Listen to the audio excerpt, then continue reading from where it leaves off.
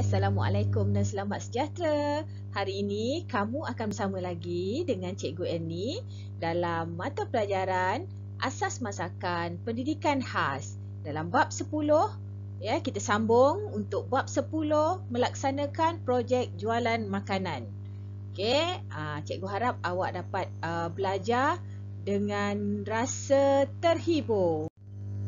Okey, di akhir pengajaran dan pembelajaran ini, Cikgu Hamad harap kamu dapat mengenal pasti pula cara-cara bagaimana untuk menguruskan projek jualan makanan. Okey, sebelum tu kita ulang kaji semula macam mana cara untuk melaksanakan projek jualan makanan ni. Okey, kita kena merancang projek jualan makanan, kemudian kita pilih hidangan dan tempat jualan, senarai bahan serta mengira kos yang diperlukan dan promosi. Macam mana kita nak mempromosikan kita punya jualan. Okey, untuk menguruskan projek jualan makanan, mula-mula sekali kita perlu mengepek hidangan yang hendak dijual. Okey, macam mana kita nak mengepek hidangan hendak dijual? Okey, murid perlu mengepek, awak sehari tu awak jual burger kan? Okey, awak kena pack burger ayam atau burger daging tu dengan minuman tu. Minuman tu iaitu minuman sirap lychee dengan menggunakan kertas pembalut dan cawan yang sesuai lah. Ya, lagi cantik pembalut ataupun bungkusan tu, lagi dapat menarik perhatian orang ramai. Okey, kita tengok ya. Okey, mengepek hidangan nak dijual. Okey, contoh hidangan dia. Okey, contoh mengepek hidangan. Contoh mengepek hidangan. Okey, dalam bungkusan kita bungkus, macam mana kita tengok kita bungkus burger ayam dan burger daging. Okey, kita tengok ya. Okey, ini biasalah kalau awak beli-beli dekat gerai-gerai burger tu, bungkusannya macam ni lah. Ya. Macam-macam cara, macam-macam bentuk, macam-macam corak kertas yang orang ni. Okey, untuk yang jenis kotak ni boleh juga, tapi mungkin jenis kotak ni memerlukan kos yang agak tinggi sikit lah daripada kertas yang biasa. Daripada kertas yang biasa ni. Okey, daripada kertas ni, kotak ni agak lebih mahal, ya. Okey, begitu juga dengan yang kotak yang ini. Tapi mungkin jadi lebih kemas lah. Ya, mungkin jadi lebih kemas. Okey. Seterusnya, mengepek makanan yang hendak dijual. Okey, kita tengok contoh macam mana bungkusan air. Okey, bungkusan air. Awak boleh bungkus dengan menggunakan plastik macam ni. Ya, plastik macam ni. Kemudian kita bungkus, kita masukkan juga dalam cawan. Okey, yang ini biasanya kalau air panas lah, ya. Okey, dan yang ini, ini ada 3 saiz. Okey, ini saiz yang paling kecil, ini saiz yang paling sedang, dan ini yang paling tinggi. Dan ini harga yang berbeza. Tapi untuk jualan di sekolah, kita lebih baik kita menggunakan yang inilah. Ya, yang ini sebab kita jual pun RM1. Kemudian lebih senang untuk kita uruskan. Tak ada nak yang tinggi, yang rendah. Okey. Dan seterusnya, okey. Ini sama juga yang dengan yang ni tadi, yang ni, tapi yang ini ada penutup. Sepatutnya memang kena ada penutup lah kan. Untuk menjaga kebersihan, dan jangan lupa letak straw, ya. Kita perlu jaga kebersihan. Okey, yang kedua, menjalankan aktiviti jualan. Okey, Okey, bila awak dah packing, awak jalankanlah aktiviti jualan awak tu. Okey, awak boleh menjalankan aktiviti jualan dengan harga yang telah ditetapkan. Okey, hari tu burger RM2.50. Okey, air sirap lychee 1 cawan RM1. Okey, semasa berniaga, awak perlu mengamalkan sikap sopan semasa berkomunikasi dengan pelanggan. Tak boleh macam nak bergaduh melayan pelanggan, panggil pelanggan macam panggil musuh, ya. Tak boleh macam tu. Ya, jadi kena cakap elok-elok. Okey cik, kami ada jual burger dengan air sirap laici. Boleh beli daripada kami. Jangan menggunakan perkataan-perkataan yang agak boleh menyakitkan hati pelanggan lah. Okey, elakkan pembaziran semasa menyediakan hidangan. Okey, kalau kata kita target 50. Okey, 50 sajalah. 50 sahaja. Jangan kita target 50, tiba-tiba tengok ada barang lebih, okey kita nak lebih pula. Nanti untung lebih banyak. Tak apa, kita buat 50 dulu. Kalau habis, ada masa kita tambah lagi. Ya, tak ada masalah. Sebab macam sos, mayonis semua tu awak perlu beli mungkin dalam kuantiti yang agak besar, yang banyak. Jadi mungkin boleh disimpan lagi. Mungkin paksa beli daging dengan roti burger saja ke, ya. Okey, jadi perlu elakkan pembaziran semasa menyediakan hidangan. Okey, yang ketiga, inilah yang ditunggu-tunggu. Apabila kita dah berniaga, kita akan, ya, bila kita dah berniaga, kita akan nak tahu, ya, kita mesti nak tahu pengiraan untung dan rugi. Berapa kita untung, atau kita ni alami kerugian, atau kita alami kerugian atau memperolehi keuntungan. Jadi di akhir projek jualan, murid akan memperolehi hasil jualan. Okay, hasil jualan ni keseluruhan. Maknanya semua, bila awak dah dapat jual semua duit tu adalah hasil jualan. Okay, jika murid telah membeli ke semua 50 biji burger ayam atau daging dan 50 cawan sirap laici yang disediakan, maka pengiraan untung adalah seperti yang berikut. Okey, kita tengok dulu kos projek. Kos projek yang kita dah kira lah sebelum ni. Kos projek untuk burger ayam adalah 110. 30 sen.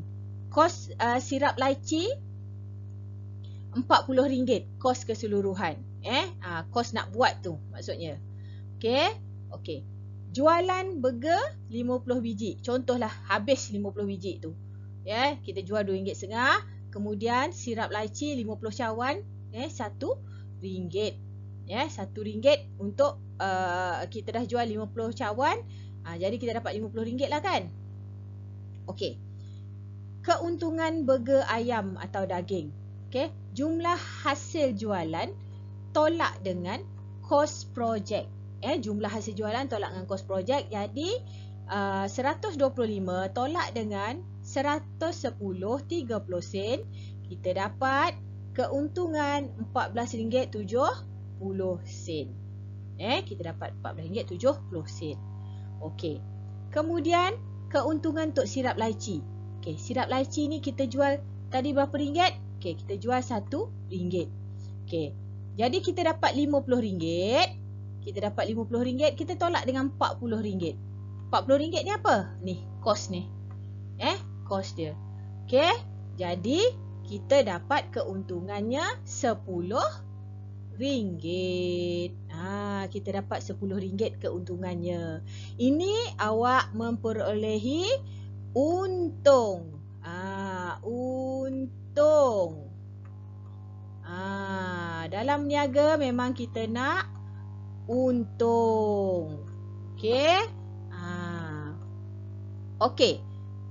Tapi kena ingat, tak semestinya kita ni akan selalu beroleh keuntungan. Ada kala kita beroleh kerugian. Okey, kos projek tu sama. Okey, kononnya jualan kita, contohnya jualan kita hanya 30 biji sahaja daripada 50 biji tadi, dan hanya 20 cawan yang terjual. 20 cawan jus sirap laici yang terjual. Okey. Kita tengok. Okey. Jadi jumlah jualan dia cuma 75. 75 cikgu tukar ya. Sorry, cikgu tukar. Okey, hanya RM75. Sebab 30 kali RM2. 30 kali RM2.5. Okey. Kos projek dia yang ini tadi 110, 30 sen. Okey. Jadi kita mengalami kerugian sebanyak RM35, 30 sen. Okey, seterusnya air sirap laici. Air sirap laici, tengok ya. Berapa hasil jualan dia? Okey, kita jual 20 unit saja ataupun 20 cawan saja, kali dengan RM1 hanya dapat RM20. Sedangkan kos membuat kos keseluruhan ataupun kos projeknya adalah RM40 ni tadi. Okey. Jadi jumlah kerugiannya adalah RM20. Ya. Jadi kita mengalami rugi. Okeylah, cikgu sebab rugi kita buat merah. Okey, rugi. Okey. Okey, jadi kita akan mengalami kerugian apabila barang kita tak habis. Tengok juga ya. Kadang-kadang barang kita tak habis tapi kita tetap ada untung sebab tak habis kita sikit je lah kan. Tapi macam ni dia banyak yang tak habis. Jadi kita alami kerugian. Tapi dalam perniagaan memang macam tu. Kita tak boleh nak selalu hanya ada untung dan ada rugi. Okey, tamatlah sudah untuk bab 10 dan ini menandakan tamatlah juga untuk bab-bab dalam mata pelajaran asas masakan KSSMPK Pendidikan Khas. Cikgu amat berharap kamu semua dapat mengikuti segala apa yang telah cikgu ajar dalam video-video cikgu sebelum ni. Awak boleh tengok, awak boleh tonton YouTube Cikgu Haryati Erni. YouTube nama Cikgu Zazilah Haryati Erni. Okey.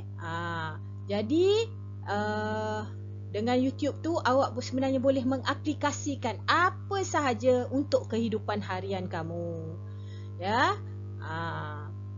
Okey, cikgu amat berharap kamu semua dapat menjaga diri dan dapat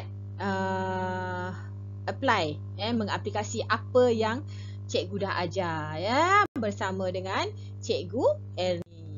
Okey, terima kasih kerana selama ini menonton video-video cikgu daripada sebab sebelum ni kita PKP kan. Daripada PKP tu cikgu buat video, cikgu rasa daripada bab 3 macam tu.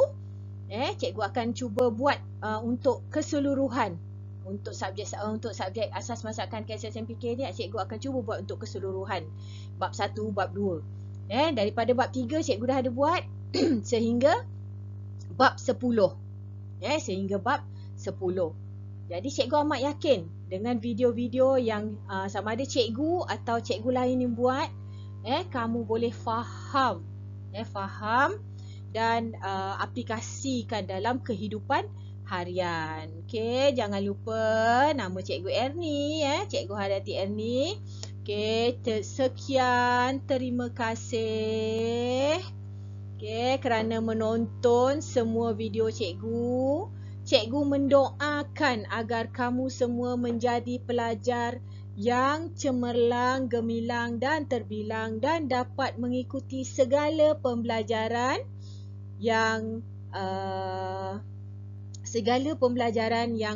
telah diberikan kepada kamu semua untuk tahun ini dan tahun-tahun akan datang. Semoga kita semua tabah dalam menghadapi apa-apa jua rintangan dan cabaran untuk kehidupan kita sekarang. Dan kita perlu mengamalkan norma baru dalam kehidupan kita. Amin. Okey, sekian saja daripada Cikgu Haryati Erni. Cikgu harap kamu tak lupa cikgu. Okey, Assalamualaikum. Selamat sejahtera. Bye. Jumpa lagi di lain ketika. Bye.